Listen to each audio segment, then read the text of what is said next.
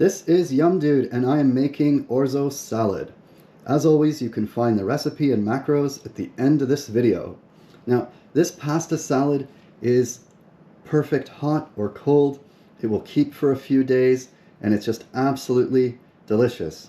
Now, to get started, you're going to take a pot, you're going to fill it with water, and you're going to add 1 to 2 teaspoons of salt. So we're going to get that pot onto the stove and bring it to a rolling boil. And to that, we're going to add 200 grams of orzo pasta.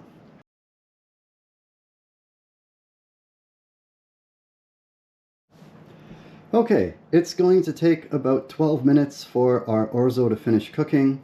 Your time may vary. You want it a little bit al dente. You don't want your orzo crunchy. You don't want it too toothy. You don't want it mushy. Just try to get it absolutely perfect. But while that's cooking, we are going to start preparing the dressing for the salad. So step one is to take about half of a 150 gram package, or around 75 grams, doesn't have to be exact, somewhere around 2 or 3 cups of baby spinach in this case. And we are just going to chop that spinach into smaller pieces, just carefully. Now, you don't have to be exact. It doesn't really matter if you have some pieces that are slightly larger. And we're just going to throw those into our pan over here.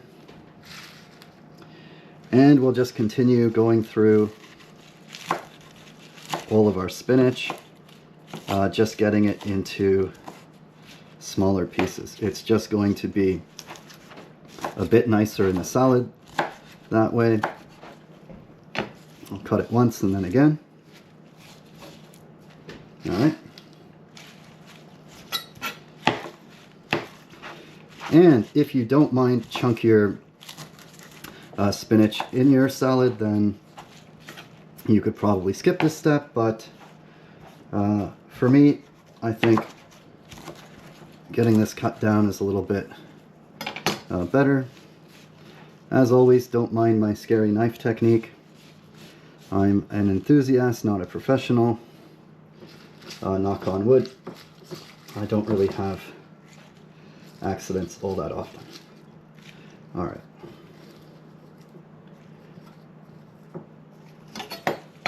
It's always a bit trickier when you're doing it on camera. Alright, so we've chopped up the spinach. We've added it to our pot or pan. Arrange it in there. And we are just going to take this over to the stove to saute it. And we're going to bring with us a tablespoon of olive oil, 2 tablespoons of butter, and 2 cloves of garlic. Okay, we've got the spinach in the pan on medium heat. It's coming up to a bit of a sizzle now, so I'm just going to turn the heat down a little. We just want to wilt the spinach.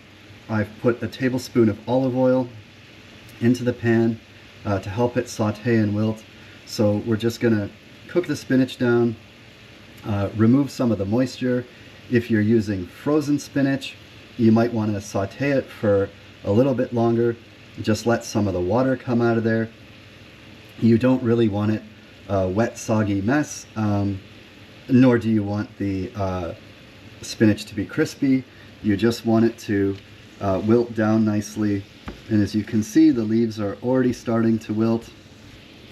And I could cover this, and that might speed up the process a bit, but covering will also trap the water vapor, and that's not really what we want. So I've got the heat down to 5, and I'm just cooking this down. And this will just take a minute or 2.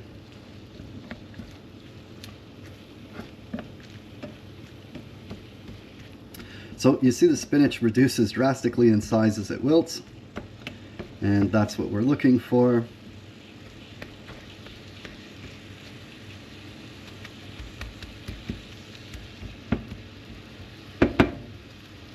And in a minute or 2, that's going to be just beautiful. Okay, it's been about 2 minutes since I last saw you. The spinach continues to cook down. I'm pretty happy with it, so I'm just going to move it over here for a moment. And what I'm going to do is I'm going to take 1 teaspoon of Italian seasoning. You can use 1.5 teaspoons as well. Depends on your preference. And I'm just going to sprinkle that on top of the spinach. And optionally, I really like coriander, so I am going to take about 1/4 teaspoon of ground coriander seed, add that just like so. And I am going to take 2 tablespoons of butter, like so, drop them in my pan. And I am going to take 2 garlic, and I am going to mince, crush, or microplane 2 cloves in here. Now, if you don't like garlic, you can use just 1 clove, but I like garlic a lot, so I'm going to use 2. And just crush them right in there. And once everything is in there, I'm just going to give it all a good mix. And now the goal here is to saute the garlic a bit. I'm going to turn the heat up to 7.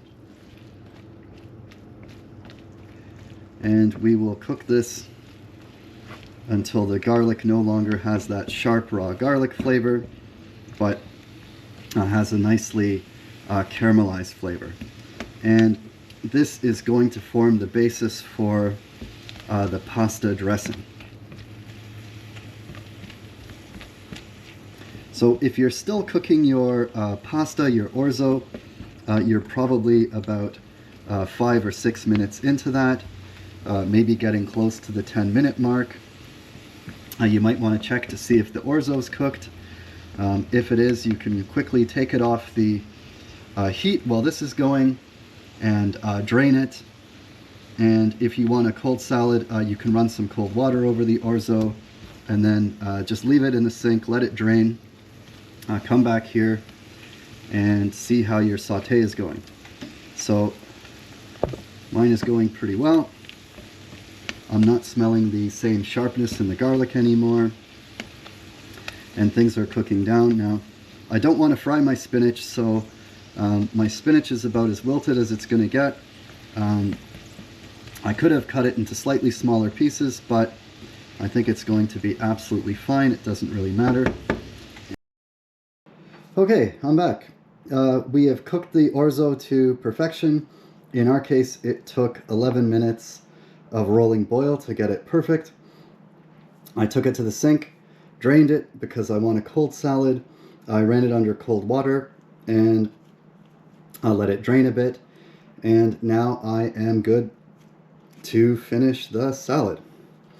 Okay, so first thing we're going to do is we're going to take the spinach, butter, oil, garlic, our optional coriander, our Italian spices, and I think that is about it. And we are going to add that all in. Try to get as much of the oil and stuff as you can. That is really the dressing, that oil and butter mixture. So put that in the bowl. Now, optionally, and I absolutely recommend, take some finely minced olive. It could be green if you prefer. I really like black olives, so I'm going to use black. And I have about 5 whole olives, pitted of course, that I've minced. I'm going to add those to the bowl. And then I am going to add some feta. So you're going to add somewhere between, I would say, 50 and 100 grams. I think we're going to use about 75. Now, just take your feta and don't be afraid to crumble it in there. Your hands will get messy. If you're wearing gloves, then it makes it a bit easier, but really doesn't matter. Cooking's a very tactile experience, so just crumble the feta in there, get it nice and crumbly, and again, somewhere between 50 and 100 grams. So you don't want so much feta that you're just, or big chunks of feta that you're just tasting big chunks of feta. So I'm just gonna wipe my hand really quick here. And so I'm gonna start with about 50 grams, and I am just going to mix my salad, just getting all the flavor from the Italian spices and the butter and the garlic, getting the feta and the spinach incorporated. And that doesn't look too bad, so I really like feta. I'm just going to go ahead and add another 25 grams crumbled in there. All right.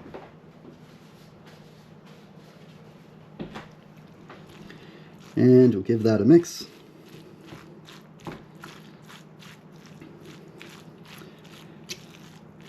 And now I recommend that you taste your salad, see if it is too much of one thing or another. Do you find it too garlicky? Well, if you find it too garlicky, there's not much you can do. But if you don't find it garlicky enough, you can add more garlic, either sauteed garlic or garlic powder. The garlic powder, especially the granulated one, is excellent, so you can use that. More coriander, of course, more Italian seasoning.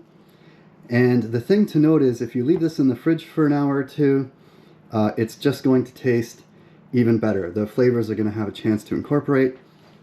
Now, you have some salt in the feta, but if it's not salty enough for you, you can add some salt and pepper, or just pepper. In my case, I'm just going to add a few pinches of salt and pepper liberally in there. Give it a mix. And if you find that it's too dry, mine is not, you could add another tablespoon of olive oil, but I think we're fine here. And we're going to finish with pine nuts. Now, you can either just sprinkle the pine nuts on top and just have a light sprinkling, or if you really like pine nuts, you can just take, 2 to 4 tablespoons, just drop them in there, and actually just mix it right into the salad. And that's going to give it a little bit of bite. So that's it. Just mix everything well. Let it sit, on the counter in the fridge for 20 minutes or more. Let the flavors incorporate, or serve right away. Doesn't really matter. And if you've reserved some of your